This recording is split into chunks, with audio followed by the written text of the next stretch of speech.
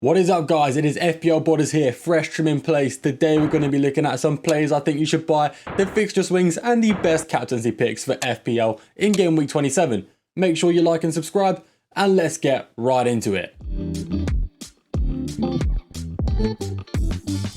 Now, the fixtures do not look good for a lot of teams, and that's mainly because of blank game week 31. No one wants to have a blank, okay? It's worse than playing away to Arsenal. You're guaranteed to get no points.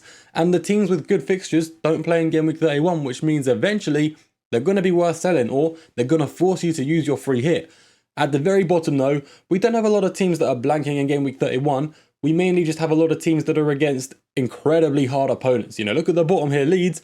They ain't got it easy. They're playing some tough opponents. West Ham, despite playing home to Wolves in like 6 game weeks time and playing home to Bournemouth next game week, you know, their entry point is great.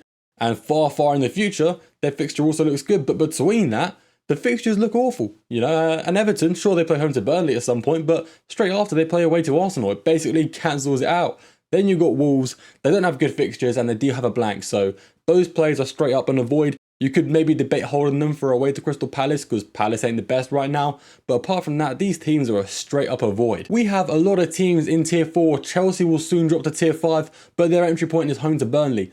Do you know how bad your fixture run has to be to play home to Burnley as your entry point and still be in one of the bottom tiers? Guys, Chelsea players are an avoid. Even though they're probably some of the best captaincy options this game week, you don't really want to bring them in because they'll play away to Arsenal, then away to Aston Villa. You don't want to own anyone for those fixtures. If you look at the teams towards the top that we'll talk about in a minute, you want to own players from those teams. But make no mistake, please don't sell your Chelsea players ahead of home to Burnley. And we'll look a bit further up the list because most of these teams here are irrelevant. You look to Man City and Crystal Palace and Arsenal. These guys have decent fixture runs. You don't want to sell these players. You don't want to avoid them, but they're quite low down because of that blank game week in game week 31.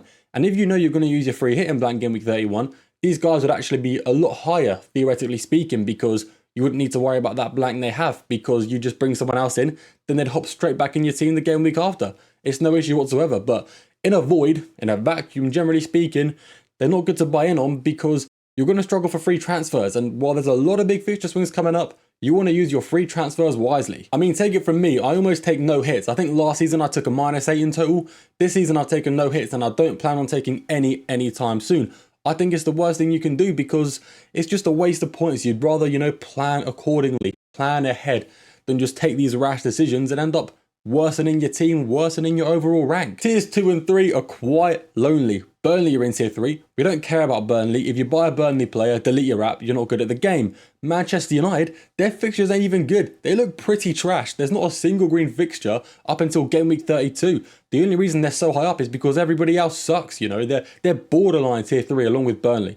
Not the best fixtures, but you can hold players like Bruno and Mbumo through these games because there's not a lot of super tough ones either. When you get to the top tier, that's where you have a lot of good teams with a lot of good fixtures. Aston Villa, Bournemouth, Fulham, Liverpool and Brentford. You want players from these teams because their fixtures are absolutely ridiculous, especially Brentford. I mean, look at that. You play home to Brighton, who are on awful form. Then you play away to the worst team in the league. Then you play away to Bournemouth, not awful. Then you play home to the second worst team in the league. And the fixtures that follow that ain't even that bad. Also, I want to mention something. You see West Ham home here. It's a dark green fixture. The best fixture difficulty rating. Not a lot of you will agree with me. It's against popular belief because West Ham, they've got what, 10 points in the last 5 games? That's pretty good. But listen, I don't care, right? West Ham are still a bad team. They got beaten by Burnley on XG despite winning 2-0.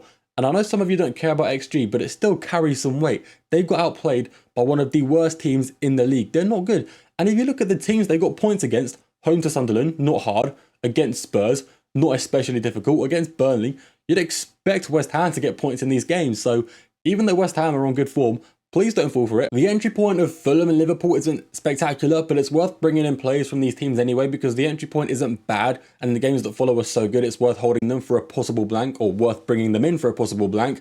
As for Bournemouth and Villa, they start really strong, but as they get to the tail end of their fixture runs, there's some tough games like Villa play away to Man United, which isn't easy these days. Bournemouth, while it is a long way away in the future, they do play away to Arsenal, which is pretty much an exit point for your Bournemouth plays. But up until blank game week 31, your Bournemouth plays are great. And with Aston Villa, you can hold them through that Man United game because they play West Ham afterwards. So these teams in the top tier, they're all here for a reason. They're all very good short term and long term. Defenders to buy first of all, we are looking at Matty Cash. Now, decent underlying data going forward for a defender. The defensive data for Aston Villa is also pretty good. He's not hitting DEFCONs, but you got clean sheet potential across this good fixture run, and you got the chance of a goal involvement every now and then. Point to expected goal involvements per 90 isn't incredibly high, but for a defender it's pretty good, especially a defender as cheap as Matty Cash, and the minutes look quite reliable. As for Brentford, we talked about how good their fixture run was. It's the best in the league. And there are defenders from Brentford that get goal involvements and DEFCONs. Coyote is not one of them. He's not. Collins and Vandenberg and Ayer, however you say his name, those three centre-backs are the best Brentford defenders.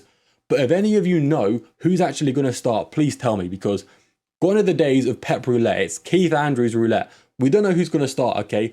It looks like whenever a Brentford centre-back gets injured, they're just gone. Like, even when they come back fit, they're just left to the bench anyway.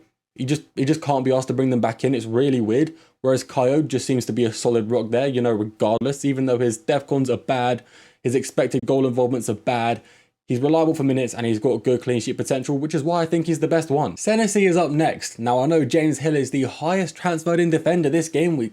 In fact, he's got 3 assists in the last 4 games and he's a lot cheaper than Senesi. So why would you go for Senesi? Because Senesi's underlying goal involvement data is better. The XGI is much higher despite having less goal involvements in recent games. His DEFCONs are much better as well. And that's the main reason for it. Sure, Hill is a great budget defender. If you can't afford Senesi, definitely go for Hill if you want a Bournemouth defender. But make no mistake, Senesi is better and worth the money. I promise you, okay? Good for XG, even though he doesn't really score him, and good for expected assists. A player that's definitely going under the radar because of James Hill, but I still think he is the best Bournemouth defender to go for. And Bournemouth defensively, while they're not amazing, they look better than they have been. They're on good form, and I believe Senesi will get some good points across the next few weeks, especially with this good fixture run. So even though James Hill looks great, don't forget Senesi. He's doing well. The defensive data, you see, it's not even that bad. It's not great, not sensational, but it could work. Anderson, now with the Fulham defensive data, you could debate him not being in top 2, but I think he is top 2. He's only a little bit better than Senesi because with Fulham, while their fixture run is like on the same level as Bournemouth, if you look at the teams they play against, those teams are all better defensively than offensively, meaning they're going to defend better, meaning Anderson is more likely to get clean sheets because he's playing against poor attacks. Now, Fulham's defensive data doesn't look good. It's no surprise they've not been keeping a lot of clean sheets. It's no surprise they've been conceding a lot of goals. But make no mistake, when they play some easy fixtures, I think they'll be doing all right. They're not a bad team and they're constantly improving. And obviously, Anderson is really good for DEFCONs. So I think he's a player you should not miss out on. But yeah, choosing between Senesi and Anderson wasn't easy because of Fulham's fixture run playing against bad attacks. That's why I've given him the edge. But the only one to get a 9 out of 10 is Virgil van Dijk. And I'm not just saying this because he got a 17-pointer last game week. Well, it might have persuaded me a bit, but the Liverpool defensive data is incredibly strong. They've been unlucky to not keep more clean sheets. Van Dijk can hit DEFCONs now and then, but his DEFCON potential isn't amazing like Anderson or Senesi. And going forward, he's got decent underlying data. 0.16 expected goal involvements per 90 is by no means bad, but it's also not great. I think he's going to be a consistent point scorer for you with these easy fixtures coming up, but you can expect a fair few 6-pointers rather than 17-pointers or 8-pointers because he's not always going to get DEFCONs and he's not always going to score a goal. There are many good midfielders to buy this game week. A lot of these options are really strong. While Wilson's underlying data isn't good, I did just mention Fulham have played some tough fixtures, so it's no surprise the data is not great, but on good fixtures, we've seen it before, he gets a lot of goal involvements, and for his price, he is such good value. If you're looking for a cheap midfielder, he is one of the best to go for, but as you can see, there's many good cheap midfield options going into these next 5 to 6 game weeks. Above him, we have Morgan Rogers, who I have, personally mixed opinions on. His data isn't bad, it's also not great, but with these good fixtures, Morgan Rogers could come onto some points. Now, it's weird because when you look at Morgan Rogers scoring goals, when he gets a big chance, he doesn't score. When he gets a high XG chance, he doesn't put it away. But when he whips one in from outside the box and it goes in the back of the net from 0.03 XG, that's where he gets his points, so it's really tough to follow. Whereas the creative potential, the expected assists, that's a lot more reliable. He creates chances often on a regular basis. He'll do it more against easier teams. And as long as Ollie Watkins has his shooting boots on, Rogers should be okay. And as you can see, his DEFCONs ain't half bad either, so definitely a good play to target. Going to be very high owned, so scary to go without. But now we are entering differential city. This man has come in and joined Bournemouth as Semenyo's replacement, and he has hit the ground running. He is on fire.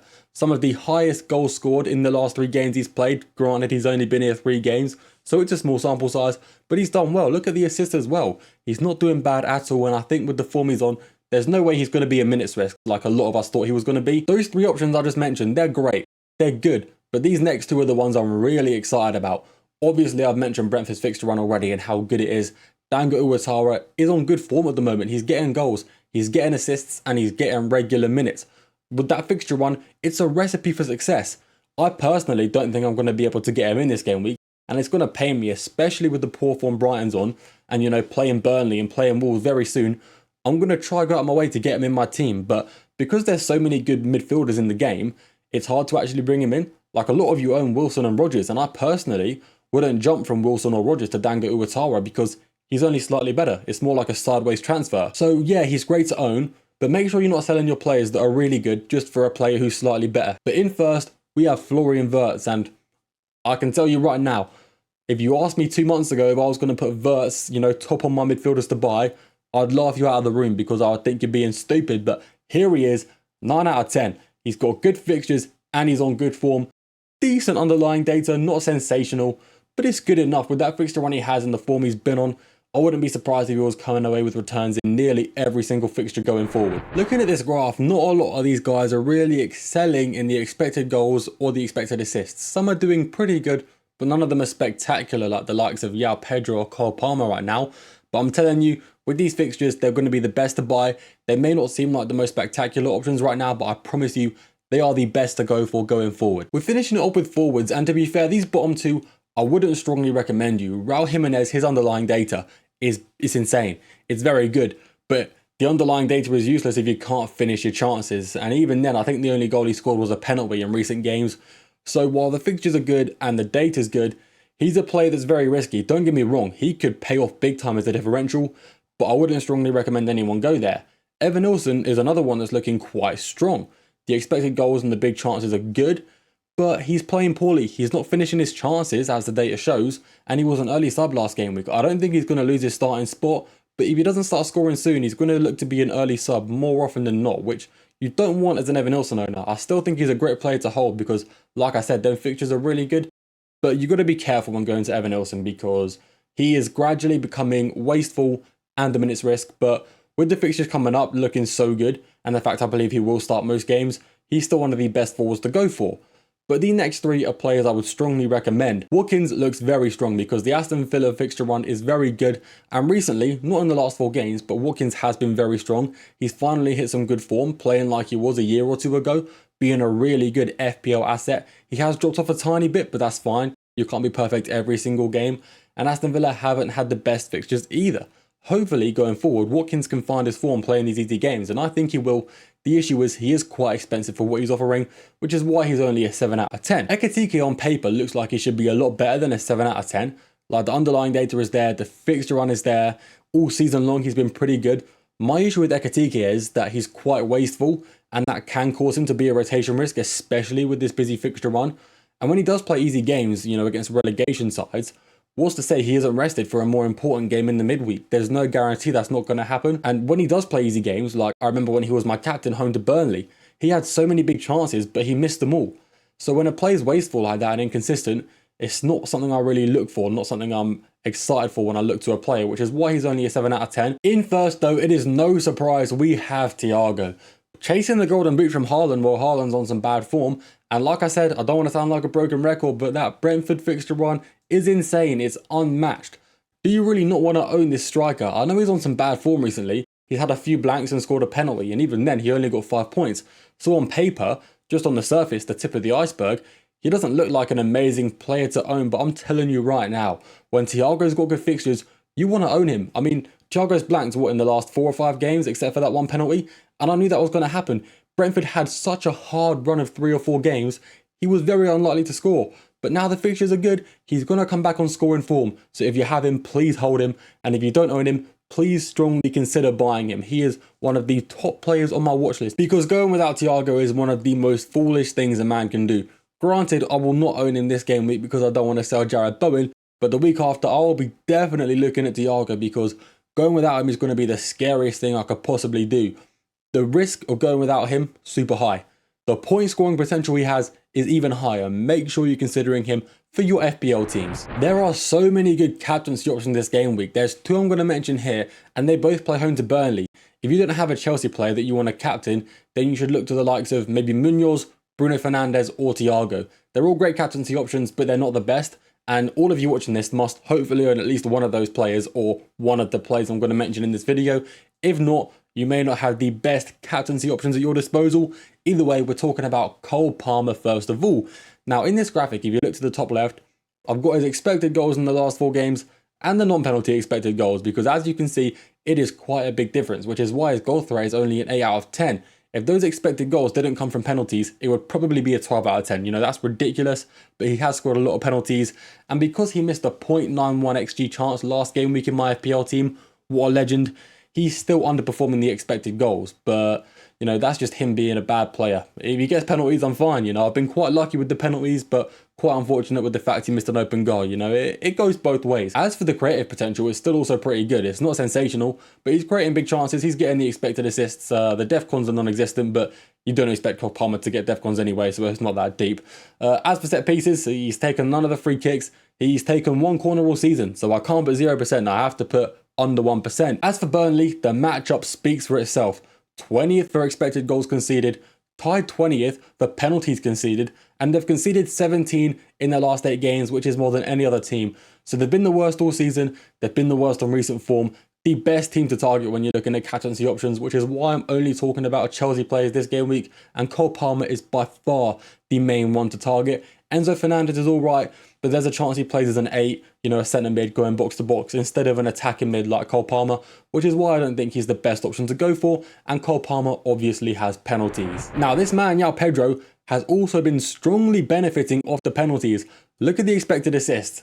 0.09, but he has 1.53 per 90, and that is because he is the one winning the penalties for Cole Palmer, so he's benefiting as much as Palmer. I know people are calling Palmer a penalty merchant, and that's true, but you Joao Pedro owners, you're also penalty merchants, indirectly, you know.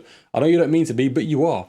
Either way, the goal threat for Joao Pedro is sensational, better than Palmer's, which is why I think he may be a slightly better captaincy option because he doesn't need to rely on penalties as much.